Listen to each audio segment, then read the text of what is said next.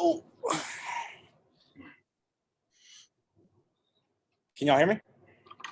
Yeah, thanks, Michael. Perfect. How are y'all doing? Good, Michael. How are you? Doing all right. Doing all right. Just another day, you know?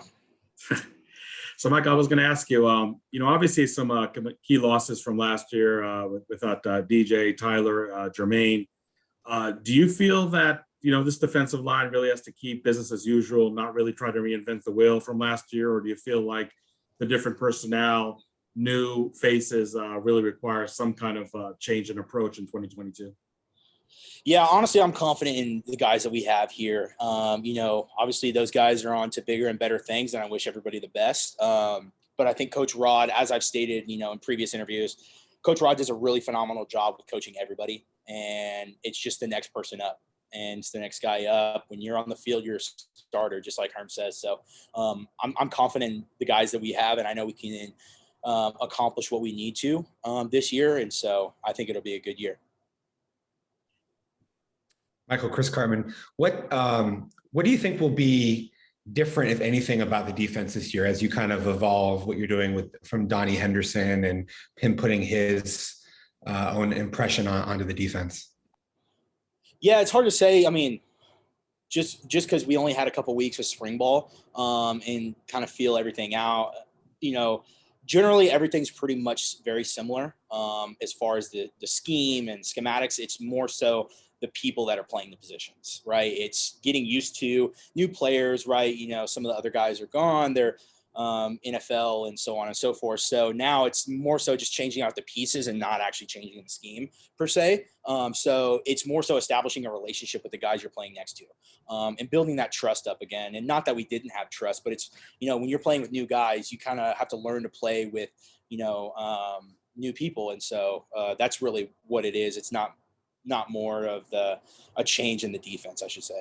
And what about your role within sort of the expediting newcomers and getting everybody kind of operating at the level that you want? Yeah, I think as a veteran, as they call it, as an older guy on the team and a lot of the veterans that are here as well, it's our job to instill where we're trying to go this year, right? And not only that, but to allow for the new guys to buy in, to learn these good habits that we've started. And not only that, but grow and help us, right? Because everybody that's came in the past year, they're here to help us win. And so it's their job to know that, and it's our job to hold them up to the standard that we've set so far.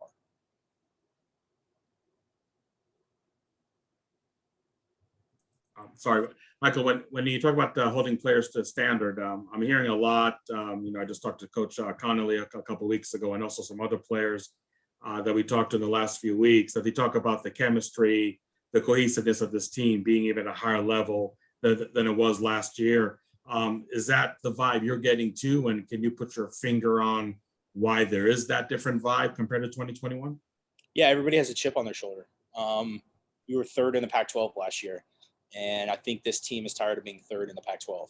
So if that's me, that's why I have a chip on my shoulder as well. And we lost a couple key games, and we don't want to do that again. And so the guys that are coming in, they're only going to help us. They're not going to hurt us. And I would say, yes, this team is a lot close. This is probably the closest this is going to be my 5th year. This is probably the closest team I've seen in the past 5 years. And, yeah, I'm excited. I'm really excited. How much of that is leadership driven, and who would you say are the guys that are offense, defense, whatever, just sort of the spearheading that whole thing?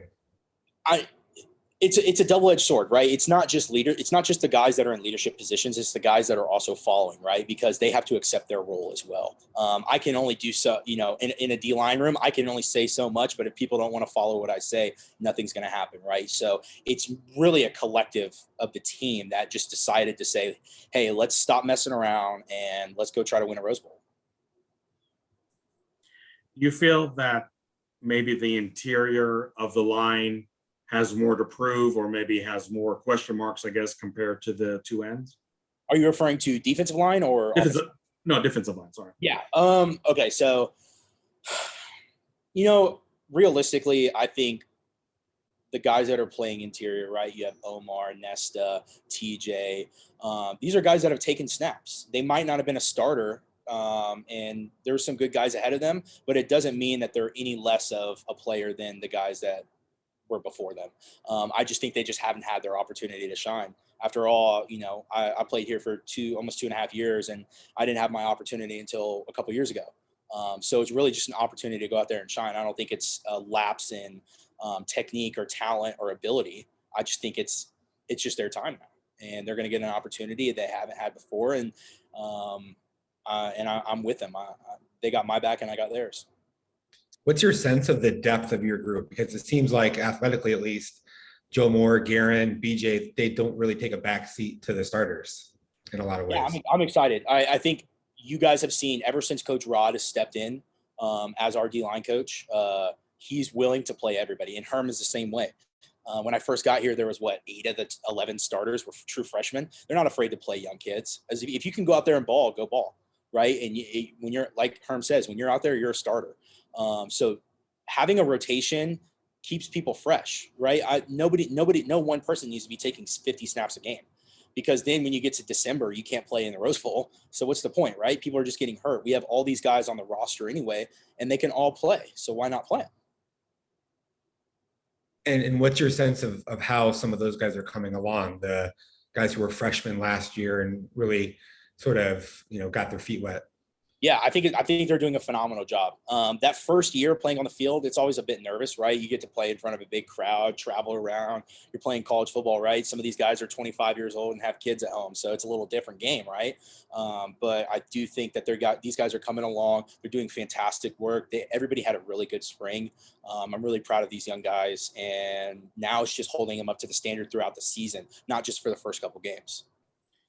It seems like going into the season, there's maybe more uncertainty, I would say, in the secondary, probably more safety than cornerback compared to the defensive line, compared to the linebackers.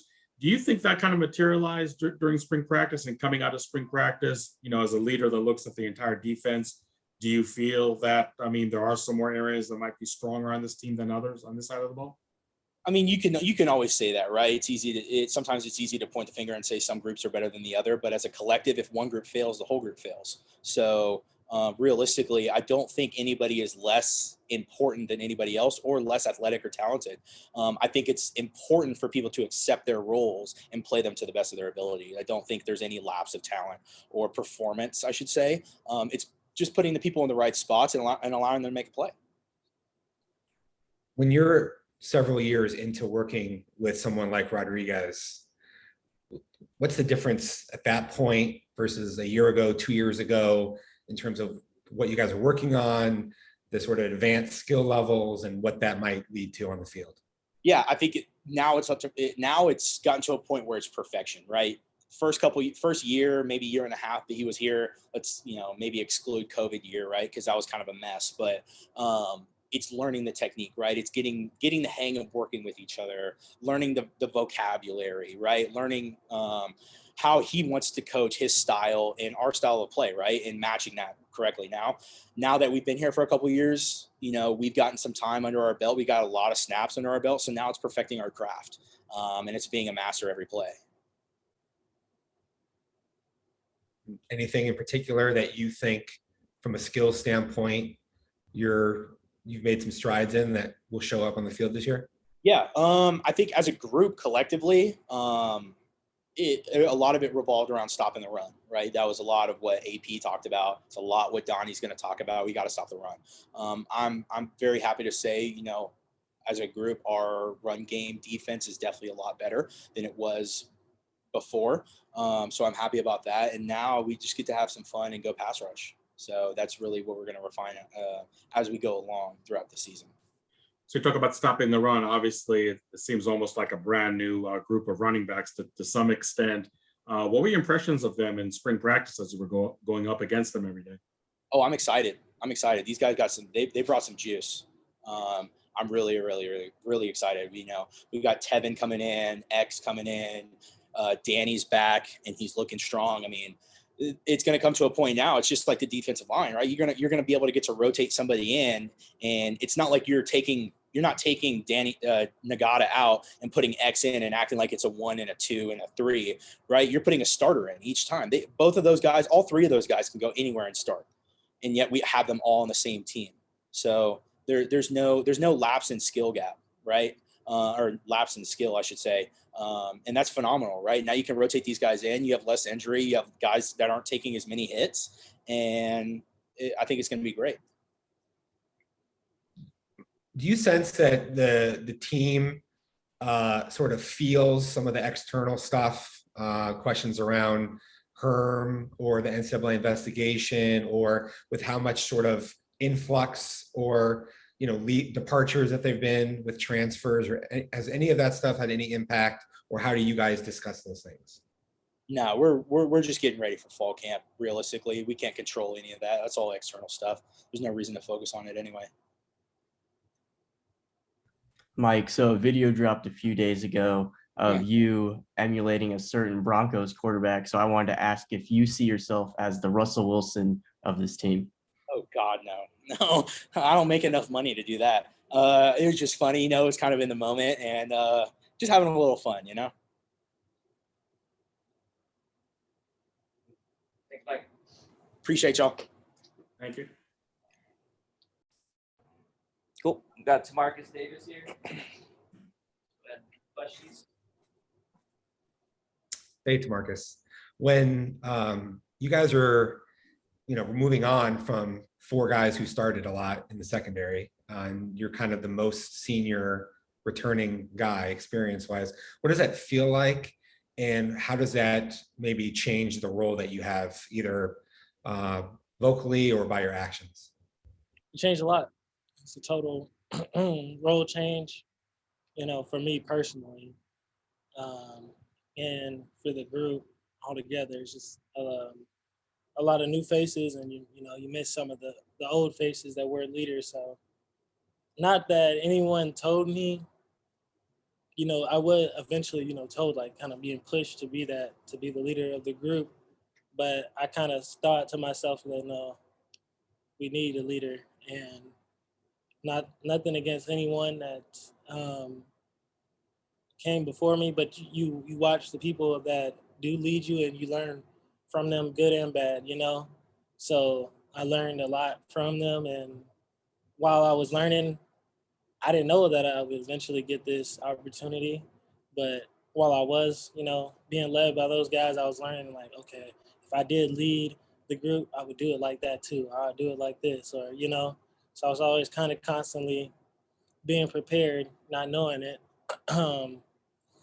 And it feels good. I mean, honestly, I've never been a follower. I've always been a leader. Even if, I'm in a position where I have to be a follower, I still have a leader mindset. So I don't feel uncomfortable or anything like that. What's your style as a leader? As a leader, I motivate everyone to be a leader too. I want everybody to be a leader. I want them to, when I mess up, I want them to say something to me. And I just want it to be to where everybody's comfortable and everybody can break out the huddle. Everybody can call the play. Everybody can be the person to be, it doesn't always have to be me to say, hey, everybody come together. We ain't doing this right. We need to get our attitude together. It could be from the youngest guy to the oldest guy. And that's kind of, I want this like all-encompassing thing. Like, we are all we all got to be prepared to do the same thing. So Timarcus, even though you were replacing 4 starters in the defensive backfield from last year, it seemed like it was more or less established within the cornerback position compared to the safety one. As you saw the safety group in action all throughout spring practice, what's your sense of that unit going into fall camp? I feel like as a corner, what you look for, in your counter partners and the guys you're playing with is just really security. You don't want to look up and like, damn, he always getting caught on, like, damn, he keep getting, I didn't feel that way. I feel especially with my safeties, if I got to play underneath, I know they're going to be over the top, or if I'm outside leverage, they're inside and vice versa, so I feel safe, I feel good about that. I feel like I can go and play aggressive and know that the other guys got my back. What's your perspective on how the defense might be different than last year? I would say be different. I would expect us to be able to acknowledge adversity and be able to manage it, well, and not kind of like, because football is this big momentum game, and defensively you're on the field for long drives and they're seeing success and you're watching them be successful. It's like, dang, hold on. But I think this year we'll be able to, like, okay, here comes adversity. We're not, surprised because we knew this is coming. I think we're just gonna handle that way more in a better way. Do you feel there's enough experience, especially in the defensive backfield, to really handle all that adversity that may come your way throughout the season? For sure. I mean, we all play.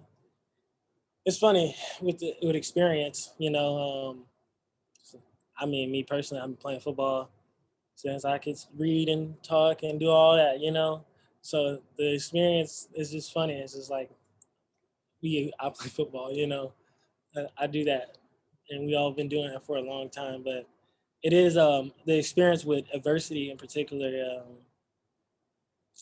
It just takes experience. That's all. The first time, and if it's if it's a young guy in that situation, you just gotta, hopefully one of the vets or one of the leaders on the team just pull them aside and be like, calm down, bro. Just play football. We in the backyard right now. We good. There's a lot of new faces, not only in the defensive backfield, but also the wide receiver spot coming out of spring practice. Timarcus, what was your read on that wide receiver group, especially with all the new faces that were there in spring practice? It was good. It was good. I mean, I like to experience new route combinations, new guys, see how they move and stuff. I felt like it was good, and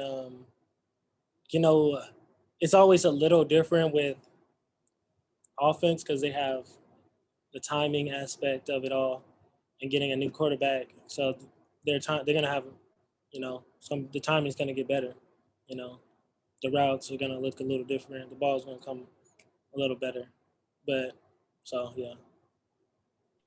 What's the vibe been like with some of the new defensive backs? A couple new safeties that joined you guys in the spring, Chris and Corey, the corners that are coming in now.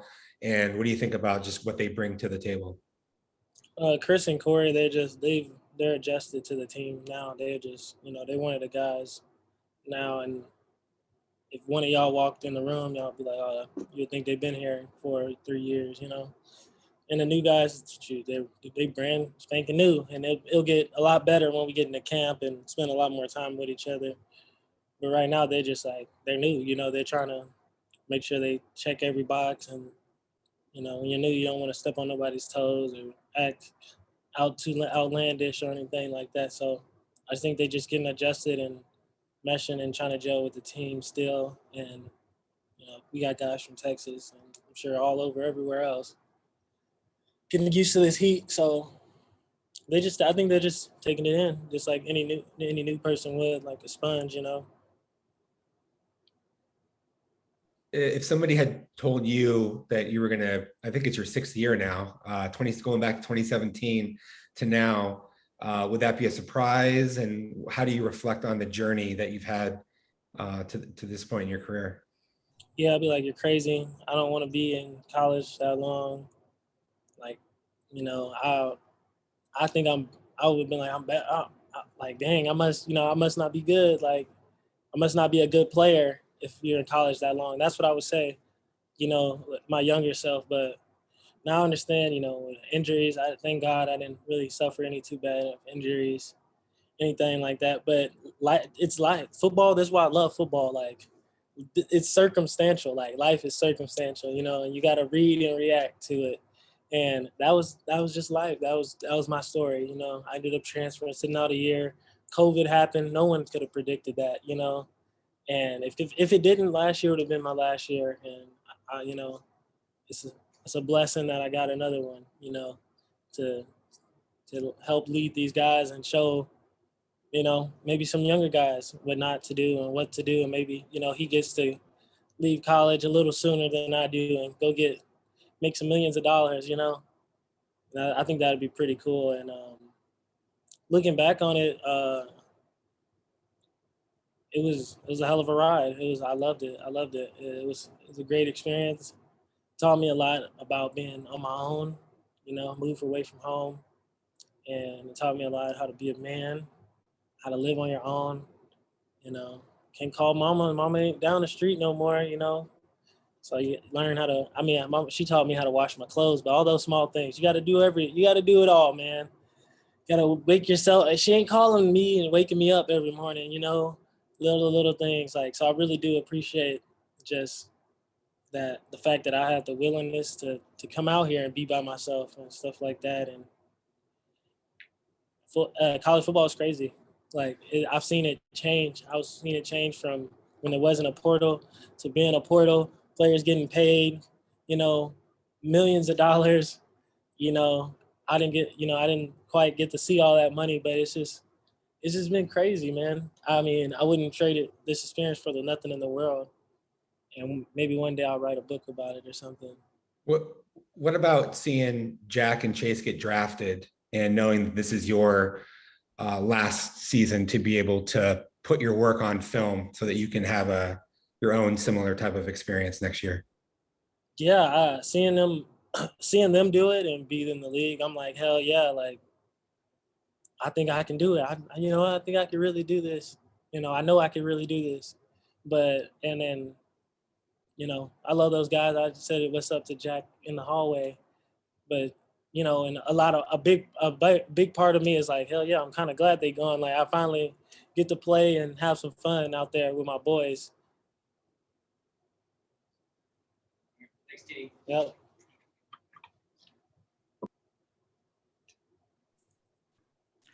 Hey, Ben, how you doing? How are you doing? Good, thanks. I was wondering, I know Emory Jones obviously wasn't there for spring practice, but how much interaction did you have with him since he arrived on campus? And obviously the chemistry between center and quarterback is so crucial for the offense. Are you pleased with the rate of progress in that regard? Oh yeah, like the chemistry's going a lot better than I anticipated, to be honest. We've been having like some walkthroughs going on, like player-led walkthroughs and stuff, and we've been getting the snaps down. And him and Paul and Trent are all still rotating still, and they're all asking me to go down and get some snaps in. I'm over there like, man, it's too much for me.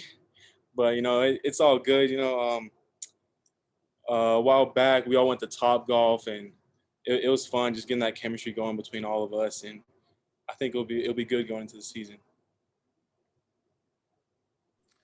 With Joey Ramos coming in, how does that, do you think, does that move anybody around? Where do you think he might be able to play, help you guys? And what do you think it does for your depth? Oh, that helps us a lot in depth, especially because Joey's a really versatile guy like myself, and he can play all three positions. So right now, like we really have like 7-8 guys that could like start for us or rotate in. So our depth is really good right now at the O-line position.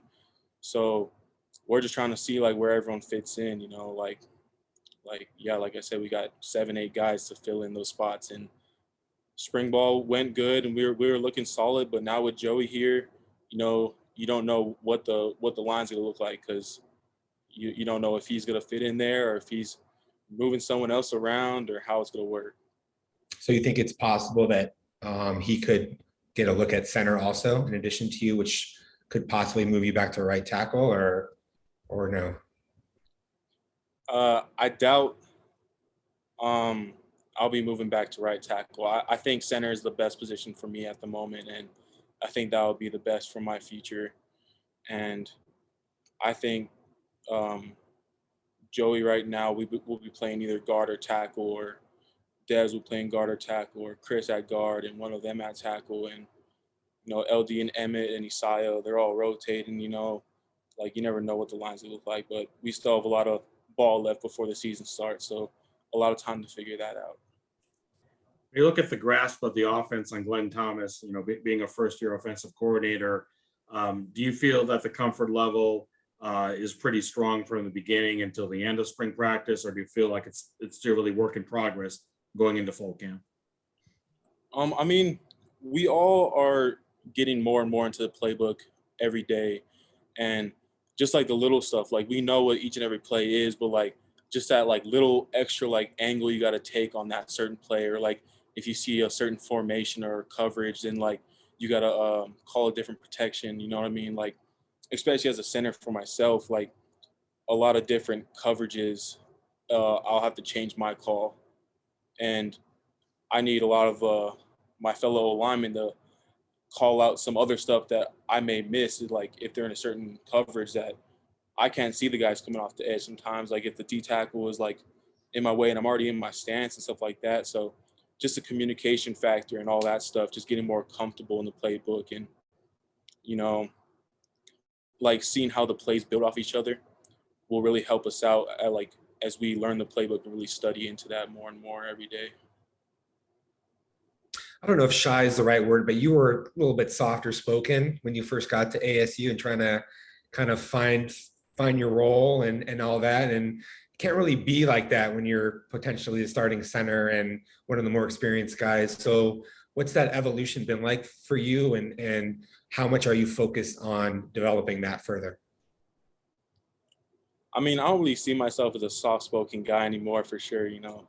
Like I feel like our communication is really good on the O line, especially like echoing calls and calling out where we got to go and all that stuff. And I think like I'm still not going to be that guy that's like rah rah rah, motivate, like get on dudes for not going hard enough, and like I'll motivate guys here and there, and like I'll try to evolve my leadership skills into like becoming more of a vocal leader. But right now, there's so many guys that want to be vocal leaders and just want that attention and stuff like that. So I want to be more of like a visual leader, like seeing me like get that extra work in and telling guys like, oh, maybe like you guys want to go work out after this walkthrough or something and do that kind of stuff. But you know, like I think just building connections with everyone and like everyone getting on the same page will really benefit us the most. When it comes to the running backs group, obviously some new faces, some players that didn't get that much run last year are getting a lot more snaps on game day this season. Do you feel that there's any difference for you, you know, as an offensive lineman in terms of the blocking? And again, now you on top of that, you got a brand new scheme. How do you feel the running game came out of spring practice? Oh, I think our running game is phenomenal. Having like I think we have 4 running backs that could rotate in throughout this season. We got X, Tevin, Daniel, and George, and maybe even more. You know, like and blocking wise, I mean, we block it like we don't know who's back there because we really don't. Like we don't know if they're rotating or not, and we're just trying to block it the best we can possibly do, and hopefully that if you have a lineman back there, he would hit the hole because it's wide open. You know what I mean? And I think we came out in spring running the ball really well. And our defense, they put up a good fight in the run game. You know, like they take pride in that run game, and we got some good plays on them like almost every practice. So it was good to see and working like play action off of that and stuff like that. You know, it's always good to benefit the offense here and there. So that'll be good for us. When you guys are losing 3 starters of the caliber that you lost, do you feel like you have a little something extra to prove, or what's the mentality of your group going in? Oh, we definitely have a lot to prove, and it helps that we brought in a lot of guys from other schools, so they already have that mentality because they have to prove their and earn that spot pretty much. And the guys that are here, like myself, like we gotta prove that this is still our spot, and I gotta prove that I'm gonna be the best center in the pack, which I really believe I will be. And I feel like our O-line mentality is to go out there and be the most dominant O-line. And that's something that you guys will see in this fall. It's an entirely different thing playing center. What would you say are the biggest things that you're focused on making sure that you do a good job of there? Oh yeah, I've been training a lot, and it's a lot different than tackle, and especially during spring, like I was really working on like the little techniques here and there, and not building bad habits and all that stuff, and getting my leverage right. and especially like playing out of a even stance, like getting out on like outside zone and sweep plays will benefit me the most, where I can use my speed, because I feel like I'm a lot more athletic than majority of nose tackles in reality. So just a lot of that, and like playing to my strengths, which gets overlooked a lot because a lot of guys want to do everything right, like textbook. But I think playing to my strengths will help me out a lot in the long run. Do you watch a lot of Donovan stuff from last year, or NFL guys, or as part of sort of assimilating to that role? I don't really watch Donovan too much because he has a really distinct play style that not too many guys can replicate. And he also, he was really quick and liked to use his like quickness, which I will do from time to time. But he has a different play style for sure.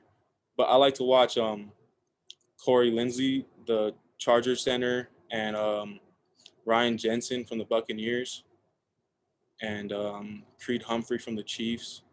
And I like to watch those guys, just like looking at what their strengths are individually, and trying to like see how my film compares to theirs in a way, like how they would treat certain fronts and certain looks, and how like their steps are pretty much, and just seeing how that works with them. Just to circle back on Emery, how does he sort of shape the offense this year, on the field, off the field? I mean, I haven't really seen too much, but he's for sure working at it. He already is learning the playbook in the walkthroughs, and he's just getting better and better every day, like everyone else. And you never know what might happen, but he's coming in here to prove that he'll be the starter. And like, we didn't just bring him in here to be a backup. So we brought him in to compete for that starting position, and he's working at it, and we're getting better and better every day. We already went out today and took some snaps and some throws with the receiver. So just getting that down, and the playbook down, and the chemistry with wide receivers, and me, especially with the snap, because that starts it all. That'll be crucial for us. What have you thought about his ability to sort of connect with the guys, relate to them, motivate, or any sort of those characteristics? I mean, like he's a cool guy. Like he meshes with the team very well, and he's always here like motivating us. He always brings a positive attitude out here, and he's for sure leading the guys. Like when he asked us today, like to go outside and go train a little bit more, and like trying to get everyone like out there working. Like that's a good quality to have, is that leadership role. Thanks, Ben. I appreciate it. Thanks, man.